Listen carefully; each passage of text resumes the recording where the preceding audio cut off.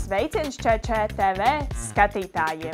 Un īpaši sveiciens tiem, kuri ir gatavi pildīt ČČ čempionātu pirmo uzdevumu – mājas darbu. Bet kas mājas darbā ir jāizdara šogad? Par to mēs tūlīt pastāstīsim. Mājas darba nosaukums ir Sareizini ballīti. Jūsu uzdevums ir nofočēt 2 bildes. Pirmajā iemūžiniet, kā jūs visa klases skolā izskatāties ikdienā. Otrajā parādiet savus labākos ballīšu tērpus. Kādos jūs ieradīsieties finālā? Uzdevumu izpildē ir jāiesaistās visai klasei un skolotājiem.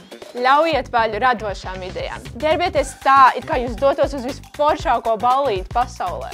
Padomājiet par vienotu klases vizuālo tēlu, izveidojiet plakātus un saukļus, vienmēr sakot, parādiet savu būtību. Kad bildes ir gatavas, iesniedziet tās čempis.lv mājas darba sadaļā. Par rezultātiem paziņosim Čempju sociālajos tīklos un mājaslapā.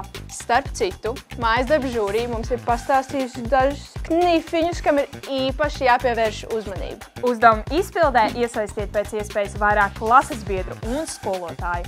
Domājiet radoši, jo žūrijai patīk pārsteigumi un nestandarta risinājumi. Parādiet savas klases būtību un stiprās puses. Un noteikti izlasiet kārtīgi noteikumus, jo par katru kritēriju vērtēs. Cerams, jums jau ir daudz ideju mājas darba izpildē. Seko Čempīm Instagramā un TikTokā, lai nepalaistu garām jaunumus. Ar jums kopā bija Keita, Laura, speciāli ČČTV.